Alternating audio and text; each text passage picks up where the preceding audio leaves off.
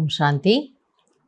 அவ்யக்த சமிகை 4 ஏப்ரல் 2026.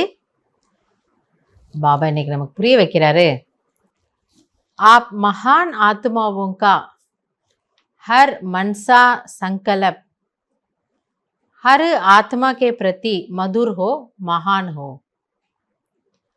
பாபா என்ன சொல்றாருன்னா, மகான் ஆத்மாக்களாகிய உங்களுடைய ஒவ்வொரு சங்கல்பமும் ஒவ்வொரு ஆத்மாவிற்காகவும் மகான், அதாவது உயர்ந்த சிரேஷ்டமான சுப எண்ணங்களாக இருக்கட்டும்.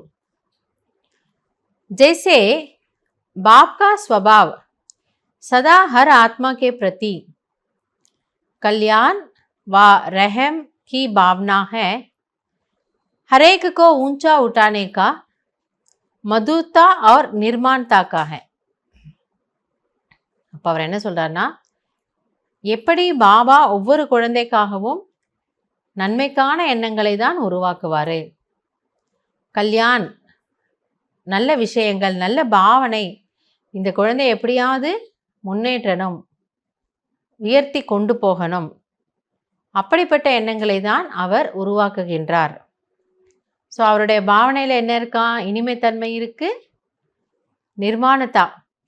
குழந்தைங்க எப்படி இருந்தாலும் பரவாயில்ல, நான் அதைவிட பணிவாக ஆகி அவர்களை நான் உயர்த்துவதற்காக சங்கல்பம் வைக்கிறேன். ஐசே அப்னா ஸ்வபாவ் பனாவோ. அவர் என்ன சொல்றாருன்னா, குழந்தைகளாகிய நீங்கள் கூட உங்களுடைய ஸ்வபாவத்தையும் அப்படிப்பட்டதாக ஆக்கி கொள்ளுங்கள். अगर तेज बोलने का आवेश में आने का स्वभाव है तो यह भी ब्राह्मण जीवन में बहुत बड़ा विघ्न है. ஒருவேளை உங்களிடம் சத்தமா அல்லது கடுமையா கசப்பா அல்லது ஆவேசத்தில் பேசக்கூடிய அந்த ஸ்வபாவம் நேச்சர் இருந்தது என்றால், பாபா சொல்றார், அது பிராமண வாழ்க்கையில் ஒரு பெரிய தடை. அது உங்களுடைய முன்னேற்றத்தில் அது பெரிய தடையாக நிற்கும். अब ऐसे स्वभाव का परिवर्तन करो. அதனால சொல்றாரு, அப்படிப்பட்ட குணம் இருந்தால் அதை குழந்தைகள் மாற்றிக்கொள்ள வேண்டும். ஸோ பாபா குழந்தைங்க கிட்ட அந்த மாதிரி ஆவேசமாக பேசுகிறதோ, கடுமையான கசப்பான வார்த்தைகளை பேசுகிறதோ, அப்படிப்பட்ட ஒரு பழக்கம் இருக்கக்கூடாது. அழகு அல்ல. ஒருவேளை அப்படி இருந்ததுன்னா நாம் என்ன செய்துக்கணும்? மாற்றிக்கணும்.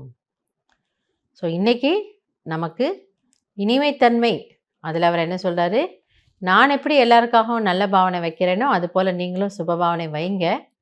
கூடவே உங்களிடம் இந்த ஒரு குறை இருந்தால் அதையும் குழந்தைகள் மாற்றிக்கொள்ள வேண்டும். நல்லது. ஓம் சாந்தி.